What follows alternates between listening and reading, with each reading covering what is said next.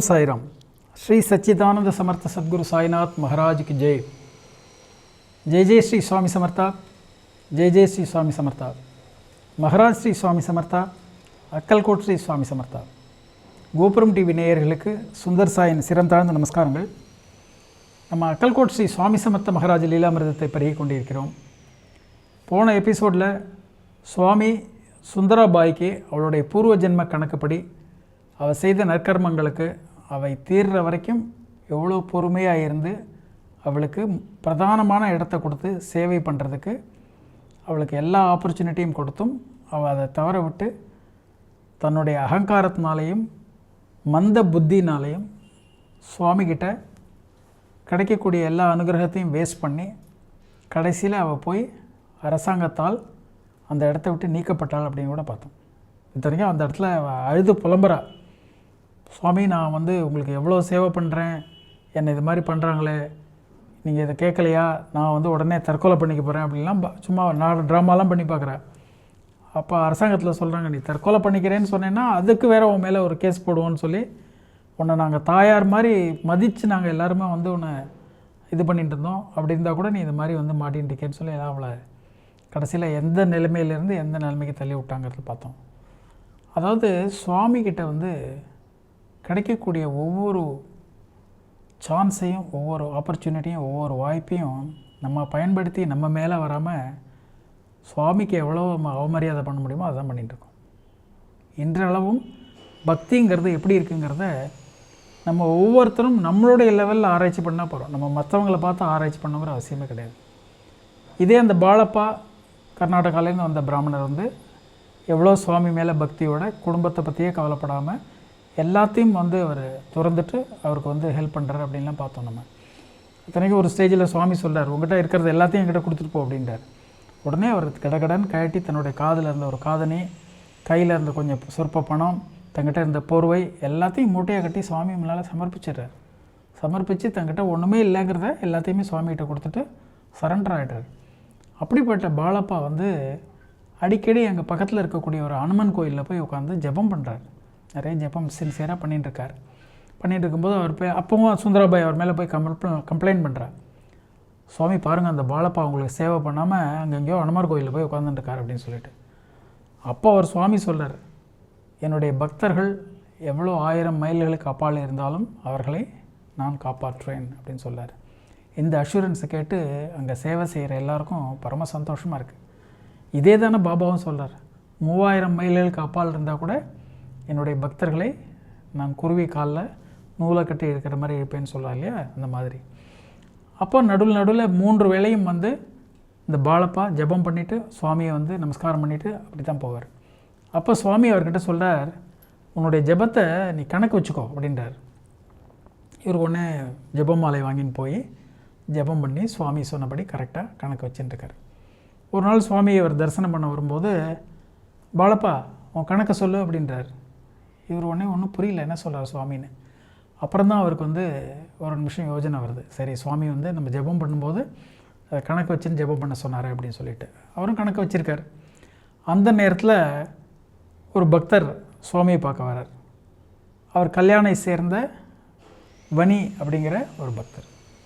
அந்த வனிங்கிற பக்தர் வந்தவுடனே சுவாமி அவர்கிட்ட சொல்கிறார், இந்த பாலப்பா ஒரு அனுஷ்டானம் வச்சுட்டு ஜெபம் பண்ணிட்டுருக்கான், அவனுடைய அனுஷ்டானத்தை நீ தான் பூர்த்தி பண்ணணும் அப்படின்றார். அவனை என்னென்னு கேளு அப்படின்னோடனே பாலப்பாவை கூப்பிட்டு அந்த வனிங்கிற ஒரு கல்யாண் வனி கேட்குறாரு, நீங்கள் என்ன ஜெபம் பண்ணுறீங்க, எப்படி பண்ணுறீங்கலாம் கேட்டவுடனே இவர் இந்த மாதிரி நான் ஹனுமார் கோயிலில் ஜெபம் பண்ணுறேன், அதோடைய கணக்கு இவ்வளோ வச்சுட்டுருக்கேன்னொடனே அவர் உடனே சொல்கிறார், இந்த ஜெபத்தை நீ முடிச்சு வை, பிராமணர்களுக்கெல்லாம் நீ அன்னதானம் பண்ணி அவனுக்கு ஹெல்ப் பண்ணு அப்படின்னு சொல்லி ஆசீர்வதிக்கிறார். உடனே அந்த பாலப்பாவுடைய ஜெபம் முடிஞ்சு அன்னதானம் பண்ணப்பட்டு சுவாமி அவருக்கு பரிபூர்ணமாக ஆசீர்வாதம் பண்ணுறார். அந்த வித்தியாசம் உங்களுக்கு தெரியுது இல்லையா, எவ்வளோ சின்சியராக பக்தி பண்ணுறவனுக்கு சுவாமி எவ்வளோ அனுகிரகம் பண்ணுறார் அப்படின்னு சொல்லி. அதே மாதிரி மும்பையை சேர்ந்த ஒரு நண்பரோட கனோஜை சேர்ந்த ஒரு பிராமணர் 2 பேருமே சுவாமியை தரிசனம் பண்ண வராங்க. 2 பேருமே ரொம்ப சுவாமி மேலே பக்தி சுவாமியை நமஸ்காரம் பண்ணி தரிசனம் பண்ணி 5-6 நாட்கள் அங்கேயே இருந்து பிக்ஷையெல்லாம் எடுத்து அன்னதானங்கள்லாம் பண்ணி சுவாமிக்கு நைவேத்தியம் பண்ணிவிட்டு அவங்க சாப்பிட்டுட்டு சுவாமியை பரிபூர்ணமாக தரிசனம் பண்ணி பக்தி செலுத்தின்னு இருக்காங்க. அப்போது ஒரு நாள் சுவாமி அவர்கிட்ட சொல்கிறார், இந்த அன்னதானத்தை அங்கே ஒரு பக்கீர் இருப்பான், அவன்கிட்ட கொண்டு போய் கொடு அப்படின்றார். ஒரு முஸ்லீம் ஃபக்கீர் ஒருத்தர் இருக்கார். இவர் இந்த மும்பையிலேருந்து வந்த பக்தர் நல்லா பட்டெல்லாம் உடுத்திட்டு ரொம்ப ஒரு ஆச்சாரமாக சுவாமிக்கு நைவேத்தியங்கள் சமர்ப்பிக்கும்போது சுவாமி இது மாதிரி சொல்லோன்னே உடனே அவருமா அந்த கனோஜ் பிராமணரும் 2 பேருமா சேர்ந்து அந்த நைவேத்தியத்தை எடுத்துகிட்டு ஓடுறாங்க. ஓடும்போது அங்கே ஒரு முஸ்லீம் ஃபக்கீர் உட்கார்ந்துருக்கார். அவர் இவங்களை பார்த்தோடனே, என்ன சுவாமி பிரசாதம் அனுப்பிச்சாரா, கொடு எல்லாத்தையும் என்கிட்ட கொடு அப்படின்னு சொல்லி வாங்கி கடகடன்னு சாப்பிட்றாரு. சாப்பிட்டுட்டு கொஞ்சம் அன்னத்தையும் ஒரு வடையையும் மிச்சம் வச்சு அதை அவங்கள்ட்ட திரும்ப கொடுக்குறாரு. திரும்ப கொடுத்து இதை எடுத்துன்னு போங்க அப்படின்னோன்னா அவங்க 2 எடுத்துன்னு சுவாமிகிட்ட அதை சமர்ப்பிக்கும்போது சுவாமி சொல்கிறார், சரி சாப்பிடு அப்படின்றார். உச்சிஷ்டம் அப்படின்னு பேர், இதுக்கு பேர். அந்த இஸ்லாமிய ஃபக்கீர் சாப்பிட்ட உணவை அவர் உச்சிஷ்டமாக திருப்பி கொடுக்குறார். இந்த உச்சிஷ்டம் குருவுடைய உச்சிஷ்டம் கிடைக்கிறது மிகப்பெரிய அனுகிரகம். பாபா இந்த மாதிரி உச்சிஷ்டங்கள்லாம் கொடுத்து நிறைய பேருக்கு ஆன்மீகத்தில் பெரிய லெவலில் முன்னேற்றிருக்கார். அது மாதிரி இந்த உச்சிஷ்டம் கிடைச்சோடனே அந்த பிராமணர், கனோஜ் பிராமணர் எந்த விதமான வித்தியாசமும் பார்க்காம ரொம்ப சந்தோஷமாக எடுத்து சாப்பிட்றாரு. ஆனால் இந்த பாம்பேலேருந்து வந்த பக்தர் முஸ்லீம் சாப்பிட்டதை நம்ம சாப்பிட்றதா அப்படின்னு சொல்லிட்டு ஒரு பெரிய ஒரு ஏக்கத்தோடு அப்படியே ஒரு மாதிரி அதை அவாய்ட் பண்ணிடுறார். ஆனால் இந்த கனோஜ் பிராமணர் சாப்பிட்றார். இது 2ஐயும் பார்க்குறார். பார்த்தோன்னே அக்கல்கோட் சுவாமி சொல்கிறார், அந்த முஸ்லீம் ஃபக்கீர் சாப்பிட்ட உச்சிஷ்டத்தை நீ சாப்பிடாதனால உனக்கு இன்னும் ஆன்மீகத்தில் பக்குவம் வரல, அதனால் நீ பக்குவம் அடைந்த பிறகு வா அப்படின்னு சொல்லி அந்த பாம்பேக்காரரை அனுப்பிச்சி விட்டார் பக்தரை. அதே கனோஜ் பிராமணர் இந்த மாதிரி சாப்பிட்டதை பார்த்து சந்தோஷப்பட்டு அவர்கிட்ட சொல்கிறார், பரம சந்தோஷம், போ, உனக்கு என்னுடைய அனுகிரகம் பரிபூர்ணமாக உண்டு, உனக்கு 10,000 ரூபாய் பரிசு கிடைக்க போகிறது அப்படின்னு சொல்லி அனுப்புகிறார். நம்ம ஏற்கனவே பார்த்தோம், அந்த காலத்தில் 10,000 ரூபாங்கிறது எவ்வளோ பெரிய பணம்னு சொல்லிட்டு. இவர் ஒரு ஆர்டினரி பிராமண சமையல்காரர். இந்த கனோஜ் பிராமணர் இருக்கார், ஆர்டினரி பிராமண சமையல்காரர். இவருக்கு எப்படி 10,000 ரூபாய் கிடைக்க போகிறது தெரியல அவருக்கு. ஆனால் சுவாமியுடைய அனுகிரகம் இருக்குது அப்படின்னு சொல்லிட்டு பரம சந்தோஷமாக அன்னிலேருந்து இந்த 10,000 ரூபாயை நினச்சிட்டு கீழெல்லாம் தேடிகிட்டே போகிறார். எங்கே போனாலும் கீழே ஏதாவது கடந்ததுன்னா எடுத்து பார்ப்பார். சுவாமி சொல்லியிருக்காரு பணம் கிடைக்கும்னு நினச்சின்னு இப்படி தேடிட்டே போகிறார். அப்படி போகும்போது ஒரு நாள் என்ன ஆகுது, ஒரு குஜராத்தி பிராமின் ஒருத்தர் செத்து போயிட்டார். அவருடைய ஒய்ஃப் என்ன பண்ணுறா, அவருடைய நினைவாக எல்லாருக்கும் நிறைய தானங்கள் பண்ணணும்னு சொல்லிட்டு பண்ணிட்டு இருக்கும்போது ஒரு நாளைக்கு கட்டு நிறைய 10,000 ரூபாய் எடுத்து வச்சுட்டு, இன்றைக்கி எந்த பிராமணன் நம்ம முதல்ல பார்க்க போகிறோமோ அவனுக்கு இதை கொடுக்கணும் அப்படின்னு சொல்லிட்டு அவள் வெளியில் நிற்கும்போது கரெக்டாக இவர் அங்கே போகிறார்.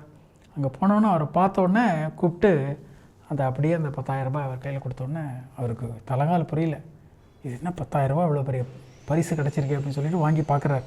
அப்போ தான் அவருக்கு ஞாபகம் வருது, நமக்கு அக்கல்கோட் ஸ்ரீ சுவாமி சமர்த்தர் அனுகிரகம் பண்ணின அந்த 10,000 ரூபாய் இன்றைக்கி கிடச்சிருக்கு அப்படின்னு சொல்லிட்டு ரொம்ப சந்தோஷமாக அதை எடுத்து தன்னுடைய வாழ்க்கையை பிரமாதமாக மாற்றிண்டு தர்மத்தை மீறாமல் ரொம்ப சந்தோஷமாக போகிறார். இதுதான் சுவாமியுடைய அனுகிரகத்தின் மகிமை.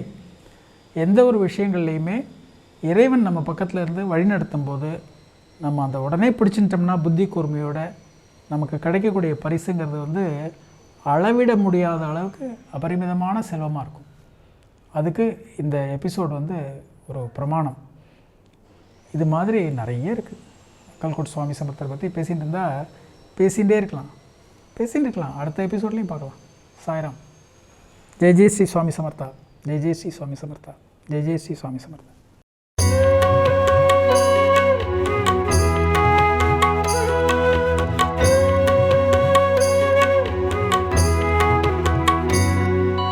விதம் விதமான பக்தி நிகழ்ச்சிகளை உங்களுக்காக தந்து கொண்டிருக்கிறது உங்கள் கோபுரம் டிவி. உங்களுக்கு பிடித்த நிகழ்ச்சிகளை லைக் செய்யுங்கள், உங்களுக்கு பிடித்த மாணவர்களுக்கு ஷேர் செய்யுங்கள். மேலும் சப்ஸ்கிரைப் செய்வதோடு மட்டுமல்லாது அருகில் இருக்கும் பெல் பட்டனை கிளிக் செய்து கோபுரம் டிவி நிகழ்ச்சிகளை உடனுக்குடன் தெரிந்து கொள்ளுங்கள். மற்றும் ஒரு மகிழ்ச்சியான செய்தி, கோபுரம் டிவி ஆப்பை கூகுள் பிளே ஸ்டோரில் ஃப்ரீ டவுன்லோட் செய்து கோபுரம் டிவி நிகழ்ச்சிகளை தொடர்ந்து கண்டுகளியுங்கள். பாருங்கள், ரசியுங்கள், பரவசமடையுங்கள். gopuramtv.com. பக்திமயம்.